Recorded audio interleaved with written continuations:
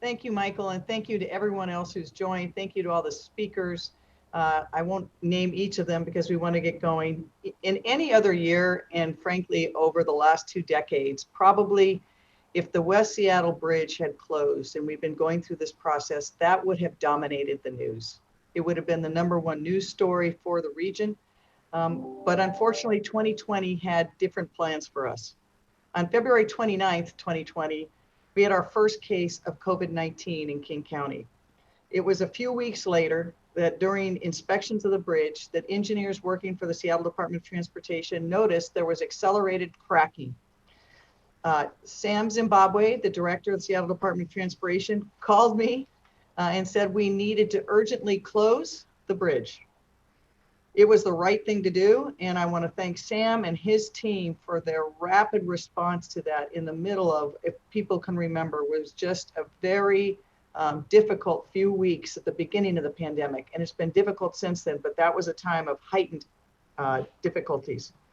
It was yet another challenge that our city faced during this very hard year. I want to acknowledge the community of West Seattle, South Park, Delridge, Georgetown, and all the communities that have been directly impacted by the closure of this bridge. While it is important to the whole region, it has been particularly difficult on them. And if we could wave a magic wand to restore mobility and have a new bridge, we would do it. Unfortunately, that's not in our capability. Since the closure of the West Seattle High Bridge, we've been focused on conducting repairs to stabilize the bridge, in addition to advancing all efforts to determine whether we could repair or replace it. And Sam's team has been working under a lot of pressure because we insisted on two things: that we not lose any time, and that we make sure that we preserve both options, repair or replace, as we went through this. We've worked urgently also to mitigate the traffic and environmental impacts that this closure has had. We know it's still incredibly difficult for the communities, and that even with those mitigations, it's hard. But we have been trying and will continue to work with the communities to mitigate against those impacts. As we close the bridge, we shared that the stabilization work, the first phase of this, would take until the first part of 2021. The good news is we're on track for that. We have lost no time in the stabilization as we've gone through this process to evaluate the options for replacement or repairing the bridge, getting community input, and working with the technical experts as well as the task force. After weekly briefings in the last 8 months and dozens of town halls, meetings, conversations with small businesses and local leaders, engineers, and community, and having appeared and talked to members of the task force, and having read all of their comments on what we should do, I've made the decision that we will move forward in repairing the bridge. We will get the stabilization repairs as quickly as we can. As we narrowed the half dozen options in recent months to these two key options, repair or replacement of the midspan, I saw the benefits and risks of both. I will tell you, I went into this process with a bias of replacement. And full replacement, as we know, was eliminated as an option because it simply took too long and cost too much.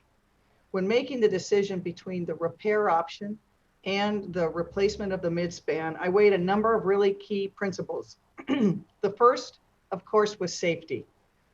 I made it clear, and Sam made it clear to me, that we could only consider the path forward that our engineers and our technical advisors assured us would be technically feasible and safe for the traveling public.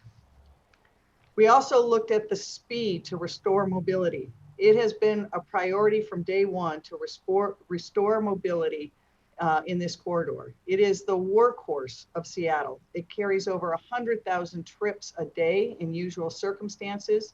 It is a key corridor for freight for the port, which is one of the economic drivers, not just of Seattle, but of our whole region. We also needed certainty. And while I will talk about in a minute, each of the options has risk.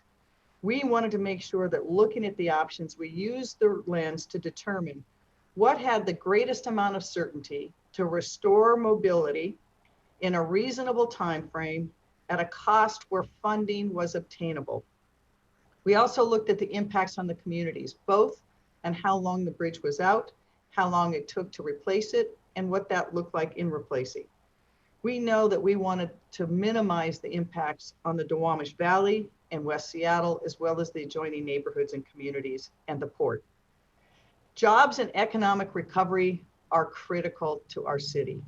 COVID-19 has just taken an incredible hit on our small businesses and our workers.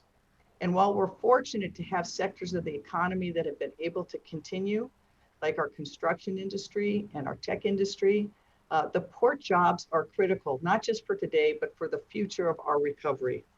I'm very focused on building our city back, not to where it was before, but to be better and more equitable. This corridor has a strong and significant impact on the jobs and the workers at the Port of Seattle. Not just today, but what we have planned for the future. Terminal 5 will be an incredible, important economic driver for our city and for our region. I had contacts with and worked with the port and SSA who leased that. We were at risk for losing those jobs and the improvement of the port if we cannot restore mobility.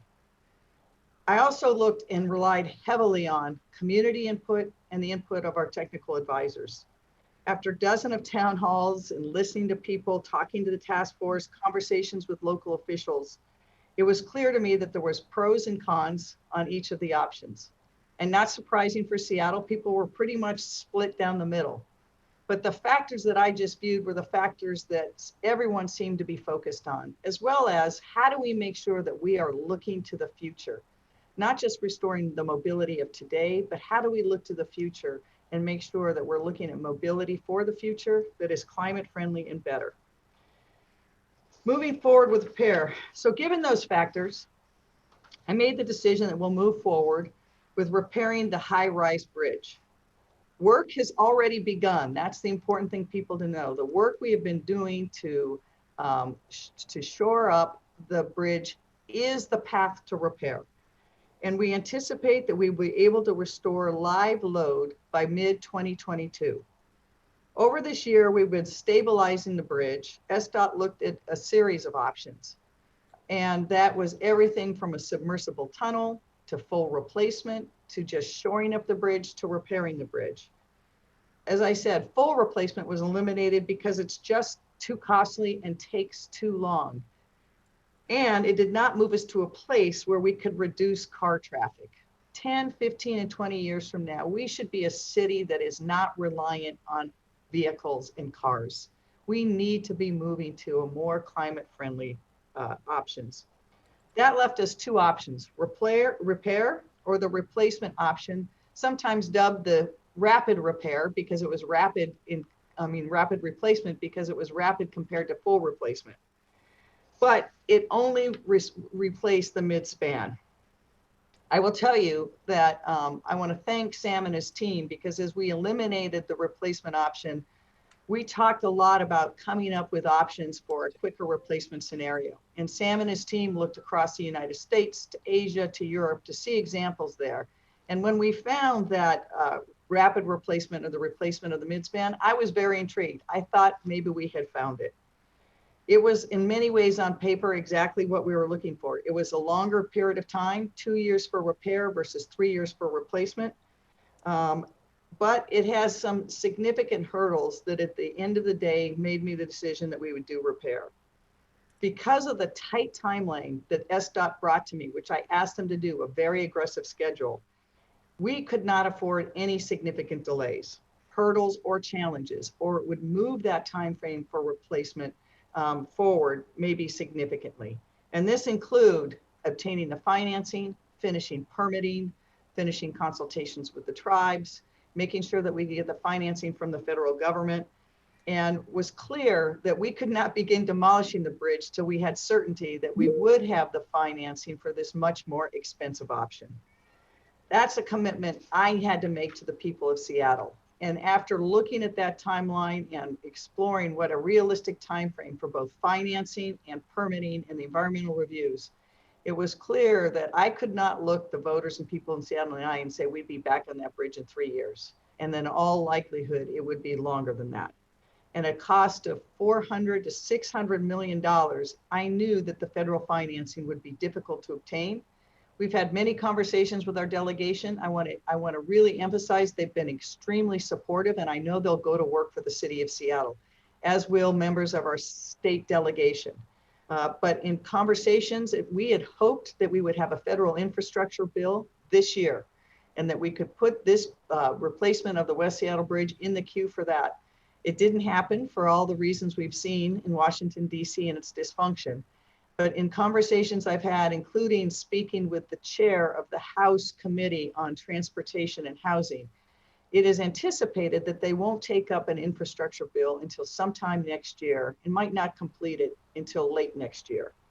That would push our very aggressive schedule by a significant period of time, because again, in order for this to work, we had to get permitting, financing before we started demolition. Then once we started demolition, have a very rapid schedule in which we could also at the side be creating the structure. Our experience in other projects in Seattle also told us that the permitting and environmental review schedule that we had laid for was very aggressive. It required that just in 12 months, by the end of next year, we'd be done with all of that environmental permitting and our consultations. And we know that many of those decisions are outside our control, and looking at other projects, there are many that have taken longer. There are some that have met that time schedule, but the risk was too great. This corridor is just too critical to let the schedule slip by months, let alone years. We know that repair will get us reconnected the fastest. But I also know that we have to plan for redundancies and the future. The greatest risk with the repair scenario is that we don't know how it will operate under load conditions. So Seattle Department of Transportation will continue with studying a replacement for this bridge. Our engineers have said that this will last between 15 and 40 years, including our outside experts. We also know that we have to look at that type, size, and location study, because we will have to replace this bridge at some point. We also know that Sound Transit will be building a bridge in this corridor in the coming years, later this decade. I think it's time to start a conversation with Sound Transit on whether that bridge can do more than just carry light rail. As we look into the future, we know that we as a region will continue to grow. Our jobs will grow at the port, West Seattle will grow, and we have to be looking at infrastructure that will carry us into the future. I want to again acknowledge the residents of West Seattle whose patience and really impacts of this situation has been a difficult situation. And they have really been amazing in the way that they have persisted. I know it is wearing thin, and I know even 2 years in horizon to get back on that bridge seems like a lifetime. We will do everything we can to accelerate and do this in a way as long as it's safe and meets the other criteria. I also have to thank, and you're going to be hearing from our incredible co-chairs of the West Seattle Community Task Force, former Mayor Greg Nichols and Paulina Lopez, and the task force itself. This was not a panel that people just signed up for and could put it on a resume somewhere. They went to work.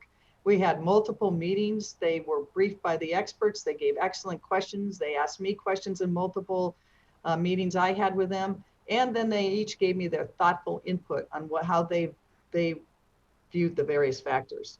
I want to thank them because it really did provide not just me, but the Seattle Department of Transportation with really needed input.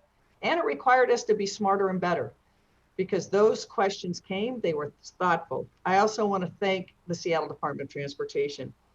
The work they did to discover this in the middle of a COVID crisis and to continue day after day, preserving all the options while making sure we did all we could to stabilize the bridge and do the engineering and have the task force and meet with our very important other elected leaders and stakeholders. Really particular thanks go to Sam Zimbabwe, Heather Marks, and Matt Donahue. Without them, we would not be where we are today. I also want to thank all of the elected leaders who have given me advice and input, who've helped us with the federal government and the state government. We're just going to continue to need you as we move forward. And I'd now like to turn it over to Councilmember Herbold. And everyone in West Seattle should know they have a very strong advocate in Councilmember Herbold, and I'll turn it over to her now. Thank you so much, Mayor. Really appreciate the opportunity to be here with you today.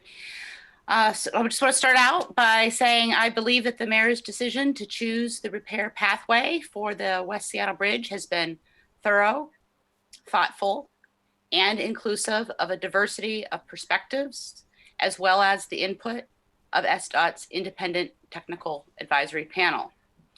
I really appreciate that the mayor critically examined the promise of the late-breaking rapid replacement option to determine whether or not the best case scenario timeline was realistic. I agree, repairing the bridge is the best approach to restore safe access as quickly as possible. Since the closure of the West Seattle Bridge on March 23rd, I've heard every day from residents and businesses that are hurting, their lives and businesses disrupted. I've heard consistently from D1 constituents that restoring safe access as quickly as possible is the highest priority. As social distancing decreases, traffic and access issues will only increase. 2 years for a repair is shorter than other alternatives, even in the best case scenario. Moreover, I have found the technical advisory panel's confidence that a repair will last 30 to 40 years compelling. I also really appreciate the mayor's approach towards working with Sound Transit about potential joint use for a future bridge. In addition, proceeding now with a study for replacement as the Seattle Department of Transportation monitors the effectiveness of stabilization measures after weather changes that preserves our options should we need to change course. The council has acted quickly to provide $70 million in loan funding for the West Seattle and SDOT's Reconnect West Seattle program to both stabilize the bridge and mitigate the impacts of bridge tour routes through communities that have experienced generations of underinvestment.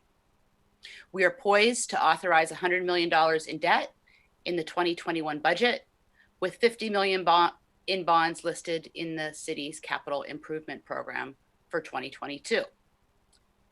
Business and workforce impacts resulting from the bridge closure are key concerns for West Seattle. But it's also important for our West Seattle businesses, especially our small businesses, but also our regional economy, due to reduced trips on and off of the peninsula. I've learned that closure impacts access to jobs and to supply chains, and that disproportionately harms smaller businesses. I want to extend my thanks as well to SDOT, particularly Director Zimbabwe and Heather Marks, the Community Task Force co-chairs, Mayor Greg Nichols and Paulina Lopez, as well as all the members of the task force.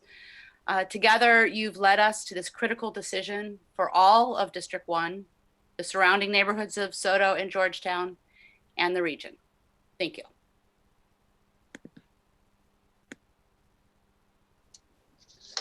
Thank you, Councilmember Herbold. We will now turn to Councilmember Peterson. Thank you and good morning. After consulting technical experts, Seattle residents, local businesses, and the Port of Seattle, I want to thank our mayor for her careful and thorough consideration of how best to move forward safely and effectively so we can quickly restore this vital infrastructure. After studying the various choices, I agree with Mayor Durkan that immediate repair of the bridge is the best option so we can quickly and safely restore mobility to our region's bridge network. Repairing the bridge now still keeps open the long-term solution to plan and fund a methodical replacement in the future and to coordinate with increased transit options. I believe the cracking and closure of the West Seattle Bridge must be a wake-up call to take better care of all of our bridges with more investment in maintenance to keep transit and freight moving throughout a city defined by its waterways and ravines. After being appointed to chair our city's transportation committee earlier this year, I remain committed to work with Mayor Durkan, our Seattle Department of Transportation, our Port of Seattle, and the rest of the City Council and residents to make sure we honor this commitment to our bridge infrastructure and get this done. The views of the Port of Seattle were very important in this decision, and now we will hear from the President of the Port Commission, Peter Steinbrueck. Thank you.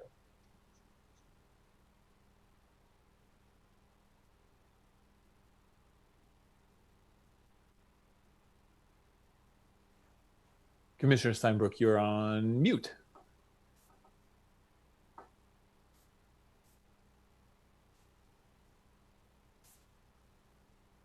Let me see if I can unmute you. There, I think I got it.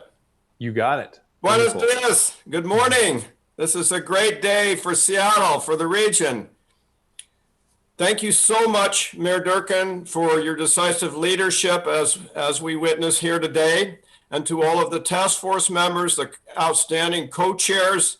I think you led us through this challenging, to say the least, community and stakeholder engagement process with incredible adeptitude and leadership. And I think we've demonstrated here that this is not the protracted Seattle process as usual, thanks to all the decisive leadership of everyone involved here, starting with the mayor. I've prepared on behalf of myself and the Port of Tacoma Commission President John McCarthy a position statement here in strong support of the mayor's decision. We are the co-chairs of the Northwest Seaport Alliance, and we have full alignment with the mayor's position at this time. We appreciate her leadership in creating the community task force, her thoughtful and timely decision moving forward with repairing the West Seattle High Bridge. We are especially grateful. I'm going to slow down for the translator, my apologies.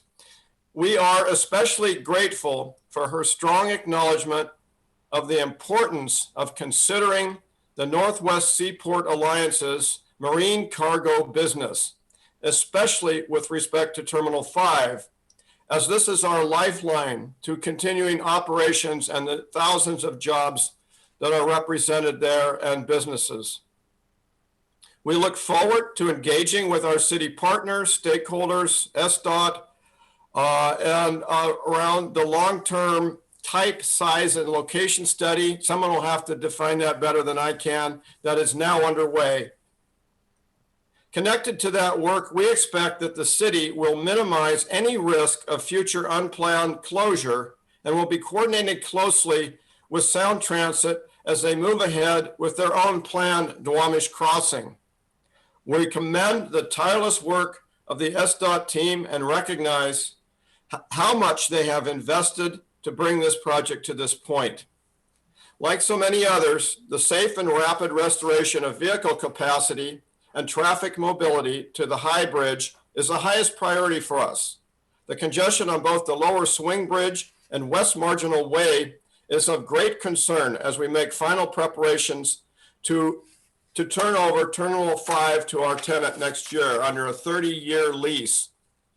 Maintaining economic and industrial diversity and living wage jobs base are crucial to building an equitable recovery. As this proceeds, we appreciate the city will continue to prioritize freight access to Terminal 5 via the Lower Swing Bridge to support successful operations while also mitigating traffic impacts through the West Marginal Way freight corridor. Once again, thank you, Mayor Durkan, City Council members, especially Herbold and Peterson, for your outstanding leadership and the many good people who have participated in this effort. It may not satisfy all, but I'm convinced myself that this is the right thing to be doing at the right time, decisively and quickly. And so we can all breathe a great sigh of relief today that we are moving forward swiftly with the plan to restore capacity quickly and reliably. Once again, thank you all. Thank you, Commissioner Steinbrueck. We are now going to turn it over to SDOT Director Sam Zimbabwe. Good morning, all. I want to start by thanking Mayor Durkan for her continued leadership and support throughout all of the work it has taken to get us here today. I want to thank Councilmembers Peterson and Herbold for being such steadfast partners, helping us to secure the resources needed to immediately begin the stabilization work that's now nearly complete and the traffic mitigation efforts that we have and will continue to implement through our Reconnect West Seattle framework. Above all, I want to thank my team at SDOT. From the courage and leadership that Matt Donahue showed in his recommendation to close the bridge in March, to Heather Marks's incredible success in building one of the fastest and most thoughtful responses to a city emergency many of us have or ever will see, to Greg Izzo for leading the implementation of our high-rise bridge stabilization work and our low bridge strengthening efforts, and so many more across the department throughout all skills and trades within our department. I'm humbled to work with such talented and dedicated people. SDOT stands ready to repair the West Seattle high-rise bridge. We have nearly completed phase 1 of this 2-part repair process, as our stabilization work will conclude in December. We're also moving forward at the mayor's direction with the early design work for an eventual replacement of the high-rise bridge. The mayor's decision to repair the West Seattle high-rise bridge continues work that has been happening on, under, and inside the bridge since March. Through these ongoing stabilization repairs, we are already months down this pathway. Not a moment has been lost to restore travel across the Duwamish for communities in and around West Seattle, as the mayor consulted our structural team at SDOT, members of the community task force, and our outside technical experts, as well as others, to arrive at the best path forward to safely restore this critical connection as soon as possible. We're ready to drive this repair forward and reconnect West Seattle by 2022. Repair of the West Seattle high-rise bridge is happening in 2 parts. The first part began early this year through our stabilization efforts, which we're expected to complete in December.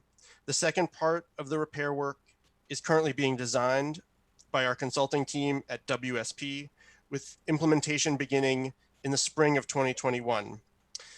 This portion of the repair design work could not have been done until now because it needs to be informed by the results of the phase 1 stabilization work. It's also contingent on continuing to observe how the bridge responds as we head into colder temperatures, particularly sub-freezing temperatures, and see how the stabilization work responds to those changes in climatic conditions.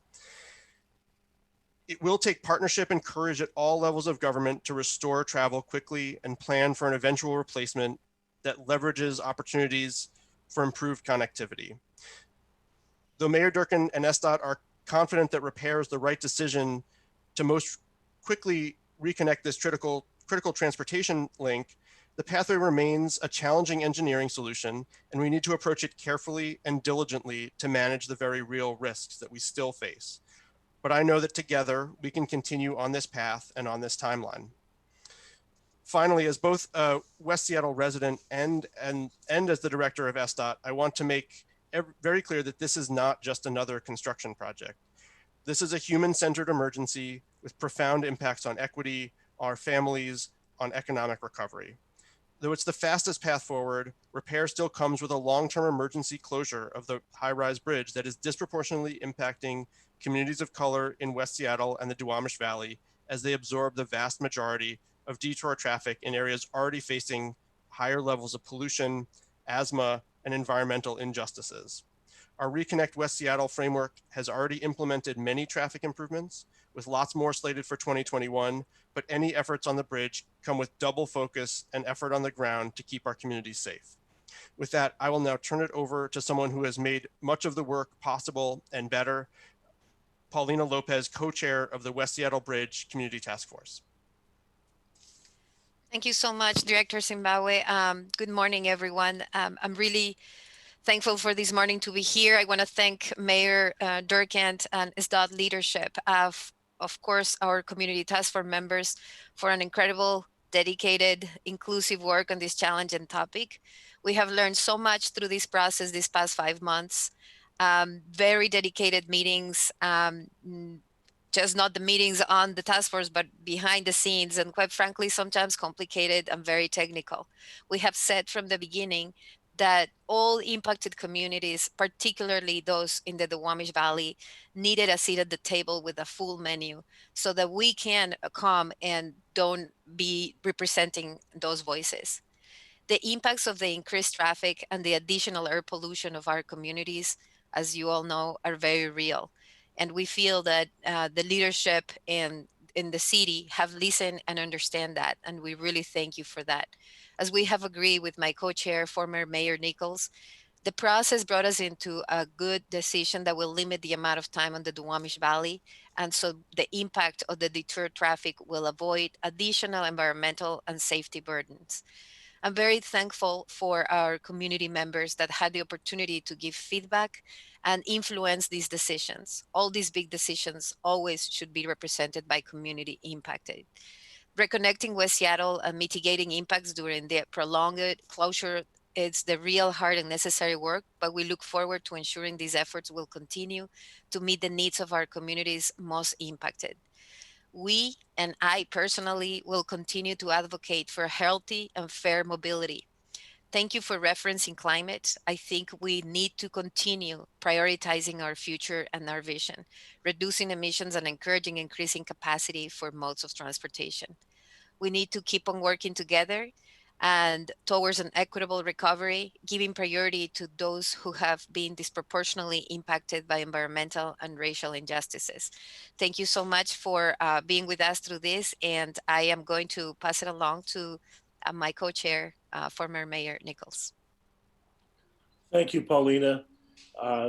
We're at that point on the agenda where everything has been said, but not yet by everybody.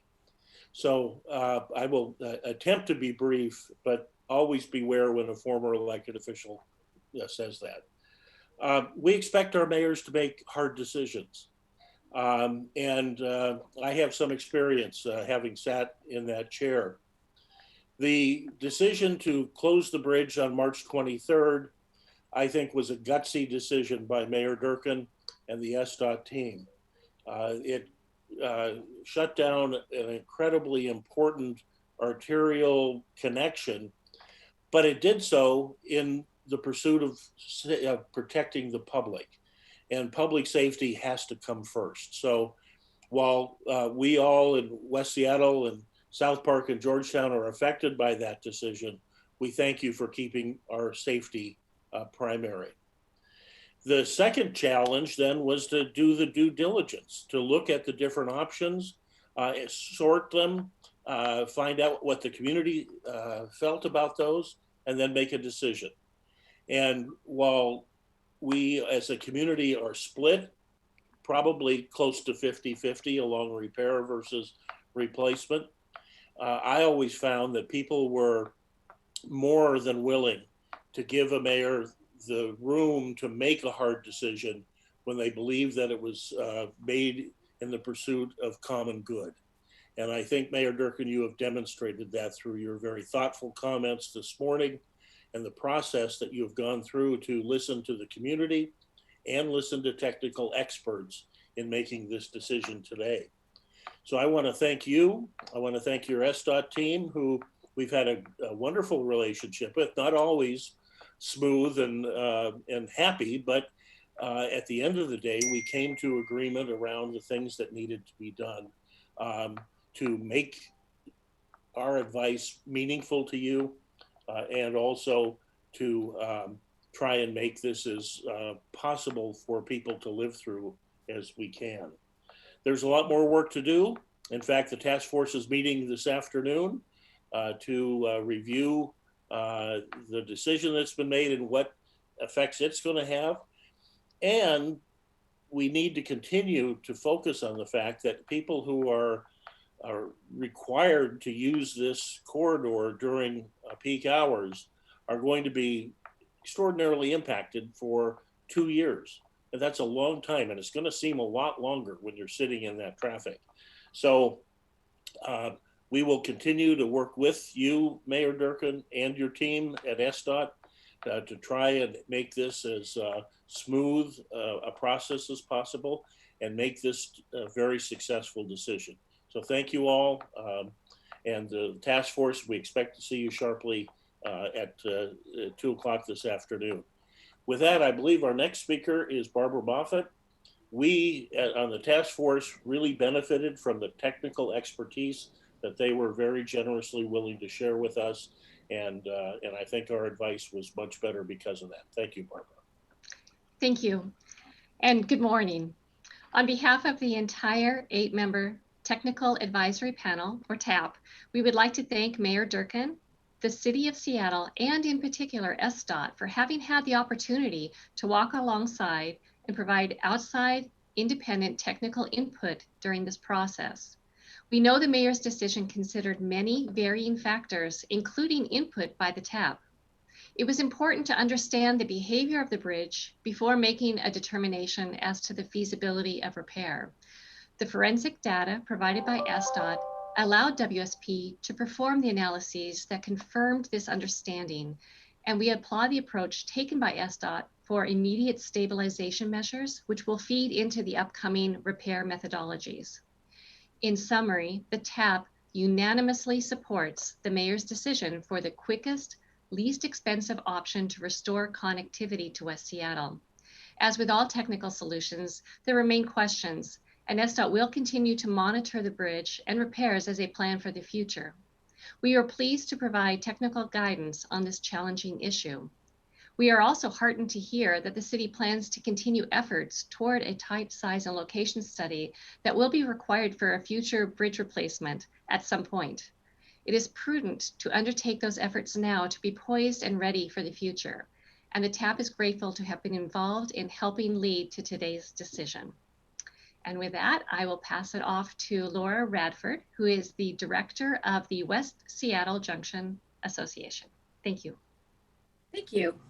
Well, it looks like I'm the closer for this meeting, so that's exciting. I want to thank the mayor and all of the fellow citizens in West Seattle. This has been a long process, but very well needed, and I'm in support of repairing the bridge. You know, if you think about it, we hold the lives of thousands of people in our hands when we were making this decision. And I know that some people were frustrated with the length of the decision. But if you consider this, there's thousands of people, hundreds of feet up in the air every day. And those people are thinking about what to make for dinner or reminder to make that critical dentist appointment. And so the decision to close the bridge and to take this time to thoughtfully make the decision whether to repair or replace was really important. In fact, I think I would have been more worried if the decision had been made too quickly. So anyway, I want to give a message to my fellow West Seattleites. Thank you for your patience while we made this decision. Please remember to support small business.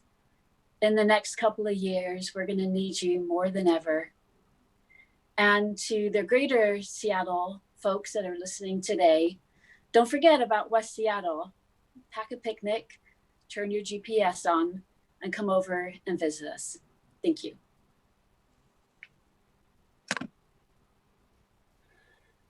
Thank you so much, Laura, for those very thoughtful words. So we are now at the end of our formal remarks from folks and can transition into Q&A.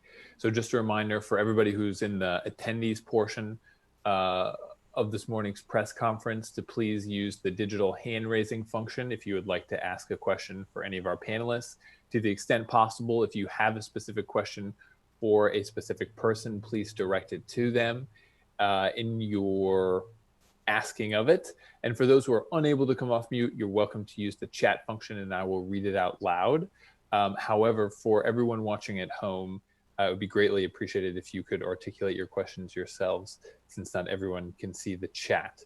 And then finally, for folks who are watching on YouTube from home, we will be ensuring as much access to today's conversation as possible through a complete multi-language translation of today's remarks in the Q&A portion. And there is also, for those watching on Zoom, a live Spanish language translation going on. So with that, the first hand raised appropriately is Tracy Record from the West Seattle blog. So Tracy, can you please take yourself off of mute and ask your question? Okay, I'm not getting the, okay, I'm unmuted, great. We can hear you. Okay, great. Here's my question. I just wanted some clarification on what happens between the completion of the stabilization work and the start of repairs. Already our readers are asking why the actual construction of the repairs, as said in the pre-announcement briefing, wouldn't start until fall. I'm going to let Sam start with answering that. Sure. So that's a great question, Tracy. As I mentioned, we can't finalize the design until we had completed the stabilization work and see how the bridge responds. Once we are in, once we can complete the design, then we'll be able to bring on the contractors necessary. We're doing everything we can to accelerate those processes and look for ways to do concurrent work as much as possible to see what we can do on those timelines. But we also need to be diligent and careful as we undertake these still challenging repairs. And we don't want to skip any steps that would lead us down a faulty path. Sam, could I also add on, this is Barbara Moffat, and the second phase, the repairs, is actually supplementary to the stabilization measures. So as the stabilization measures are in place and we're looking and monitoring and ensuring that there's the correct response, that the analysis correlates with, say, the temperature differentials, that information is supplementary to the design of the repairs. So they go together. You don't just do one and then do the other independently. So they do tie together, and it's important to have that understanding and the analysis behind what those repairs are going to be. And I might just put that in layperson's terms because I pushed on this a lot. What they're saying is everything we're doing right now is repair. We are repairing the bridge by stabilizing the bridge. We need to get through the last thermal cycle to know what the final part of that repair looks like and design it accordingly. And so, Tracy, the important point is we are already through part of the repair because the stabilization work was done with that in mind.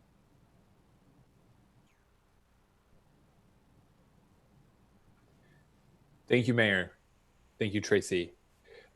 Next, we're going to go, and I'm just going to read in order here so we can all be poised and efficient. We're going to go to Steve Kiggins. Then we're going to go to Natalie Graham, Heidi Groover, and Erica Barnett. And I'll also put that in the chat. So over to you, Steve. Hey, thanks for taking my question. I do appreciate your time. Just a quick clarification. Mayor Durkan mentioned a potential lifespan of 15 to 40. And I forget the subsequent speaker mentioned potential of 30 to 40.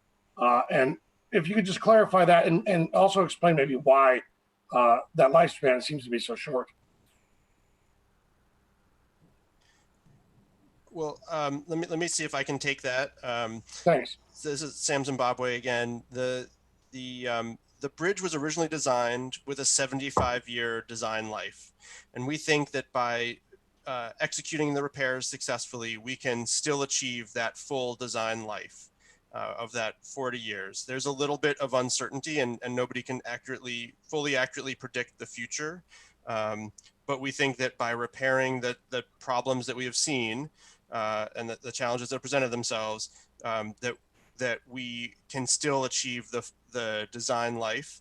The bottom bound of that of about 15 years is that if we didn't have confidence that the repairs would last at least 15 years, it wouldn't make sense, wouldn't be prudent to undertake them.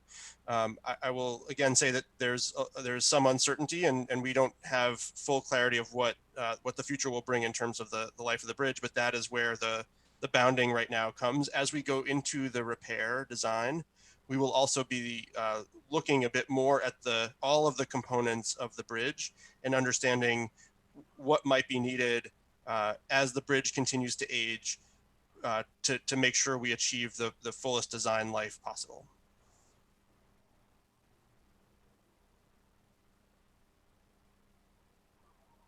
Cheers, thanks. Thank you, Steve. I just want to quickly note that our council members, Herbold and Peterson, they're in the midst of a budget hearing right now. So if there are questions specifically for our council members, if you want to indicate that in the chat, we can try and ensure a chance to connect before they have to head in that direction. But for now, we're going to turn it over to Natalie Graham. Hi. Okay, so my question is probably for Director Zimbabwe and Mayor Durkan. Could you discuss the plan and goals for the future mixed-use crossing? Like, when could that be built, and what various challenges a project like that faces?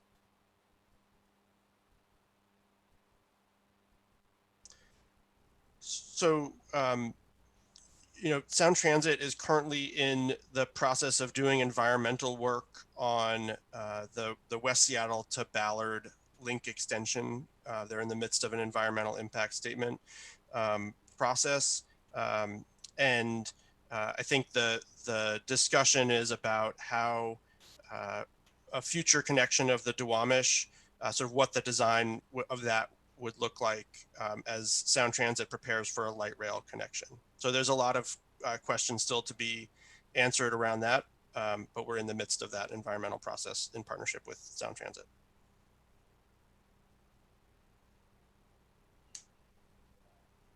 Okay, thanks. And would that have pedestrian use and bike access, or is it still too early to say on that front?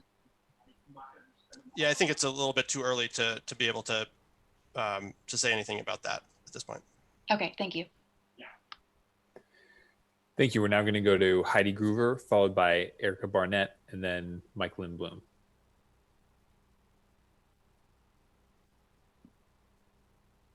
Hi, my question is for the mayor. Do you, just on the funding issue, do you anticipate needing any federal money for the repairs, or will the city be able to entirely fund the work that you anticipate? And then also, do you believe that the new $20 car tab fee the council looks ready to approve should be spent on bridge maintenance? So I think on the first question, I think Councilmember Herbold laid out the funding that we would already have accessible to us. But I'm going to look to the federal government and the state to see if we can augment this, because this corridor is not just important to the city of Seattle, it's important to the state and our whole region. Particularly if you look at the port, the number of jobs and freight that goes through there benefits Hawaii, Alaska, Idaho, Oregon. So I expect that we will look for that funding. We're prepared to move forward even if we don't get it, which makes the big difference between this and replacement. We could not do the replacement scenario without significant federal funding, and we would have to lock it down early next year, and that seemed unrealistic in the timetable. On the $20 VLF, I'll wait to see what council does, but look, we've got a combination of funding to look at holistically. We have, if they pass that car tab, it will be a reduction in the car tabs. I just really want to emphasize that people understand is it'll be reduction in what Seattle residents have today. And it's important for them to know that. We also know that we have the reserve we built up in case of the lawsuit by Mr. Iman, and we have STDB. So we're going to look at all that funding together, and I think holistically want to improve transit, infrastructure, and the like. And I think that's where the conversation needs to be.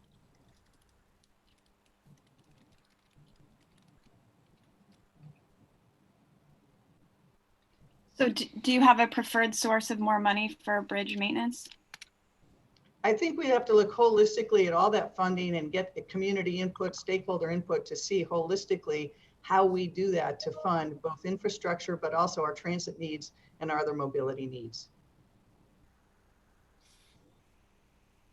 Thank you, Heidi. Erica, I saw that your hand was raised at one point and is now down, so I just want to make sure it's intentionally down and not a digital accident. And not hearing one way or the other, and happy to come back if not. Oh, sorry. Can you hear me okay? Yep. Hello. Yeah, some of the questions I have were answered, but I do want to just elaborate on this Sound Transit question. Mayor Durkan, have you discussed this with the Sound Transit Board, the idea of doing a multimodal bridge? I am not aware of that being in their current plans, or was that sort of an idea that you were tossing out yesterday and today? It's not in their current plans. We know that we're, as Sam said, we're in the midst of environmental review. But as soon as the West Seattle Bridge was taken out of commission, I had some conversations with Sound Transit and said we needed to be consulting each other. I think it's clear now, looking into the future, we have to start that conversation. Obviously, we're bounded by what the voters passed, as well as the timetables. I think it's critical that we not slow down a connectivity of light rail to West Seattle. It's going to be very, very important to get that. You know, I was living here when we missed our ability to get those kinds of systems the first time, and we want to make sure we do that. At the same time, the public is paying for that bridge, and we know that looking into the future that we're going to have additional mobility needs, particularly if we want to get people out of their cars. And so this bridge is not going to be constructed or begin until about 7 years from now. I think the public would expect us to have a conversation to see if we can have a bridge that does more than one thing and how we might partner together to get the best bridge for the region. Thank you so much, Mayor. Thank you, Erica. We're now going to go to Mike Lindblom.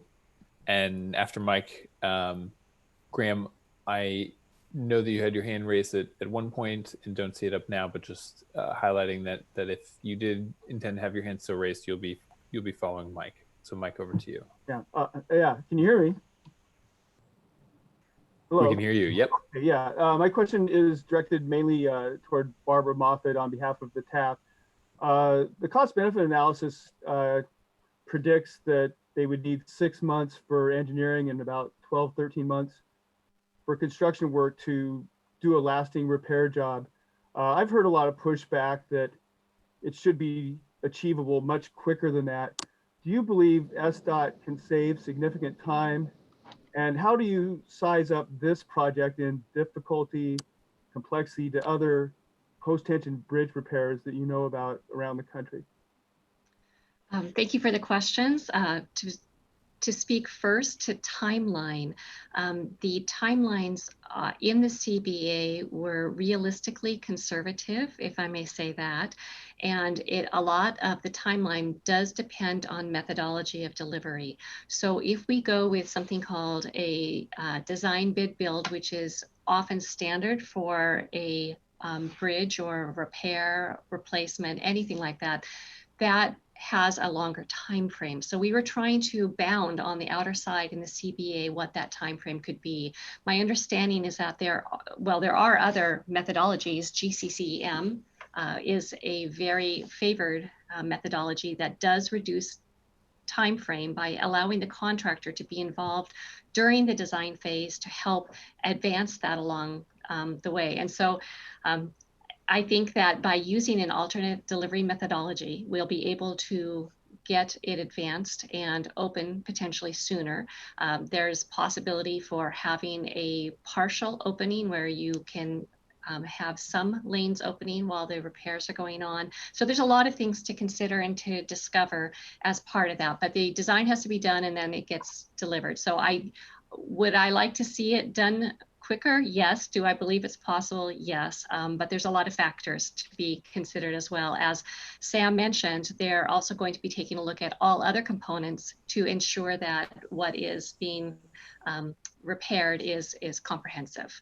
And so that is one answer to your question. The other question you were asking about the complexity of this with respect to other repairs around the country and within my knowledge. And this is an eminently doable repair scenario. This is something that I believe very strongly, and I'm just one member of the TAP, all of us are unanimous that this can be repaired and it is feasible to do so.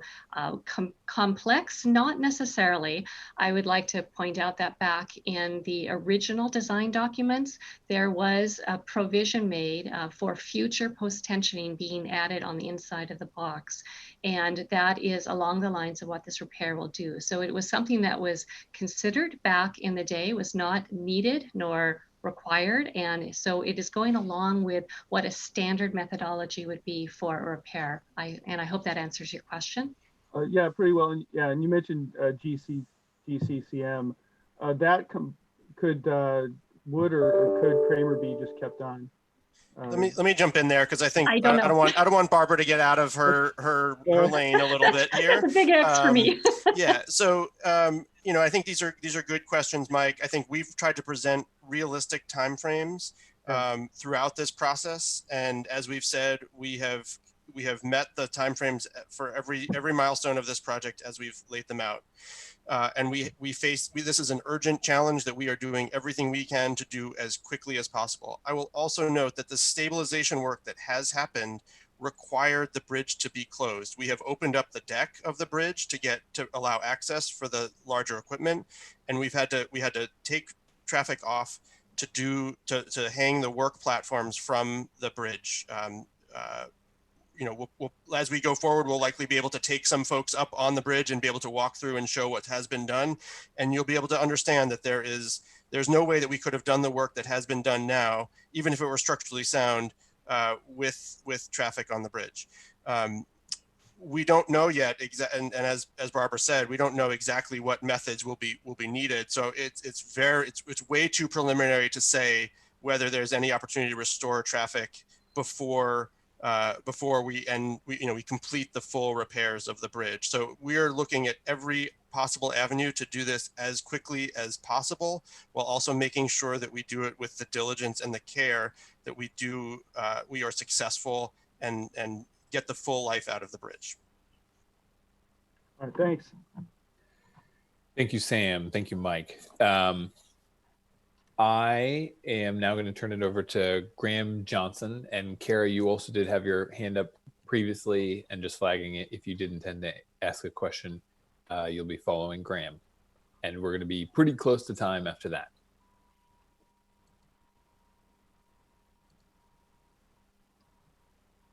So over to you, Graham. I'm not sure if you're able to come off of mute.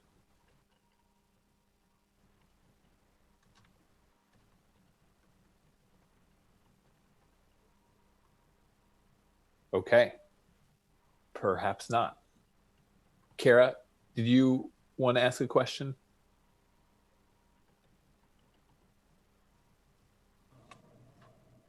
Yeah, I do. Thank you. My question had been answered, but I just wanted to follow up on something Barbara just shared. When realistically could we see a partial opening? Kara, it's way too soon to say, and I'll just be really clear about this. We're not opening the bridge to traffic until it is safe to do so. And we do not, we'll have to complete the design of the repairs that are still needed. We have a conceptual, as Barbara said, it's not Herculean, but it's more complicated than paving a road, let's say, right? It's not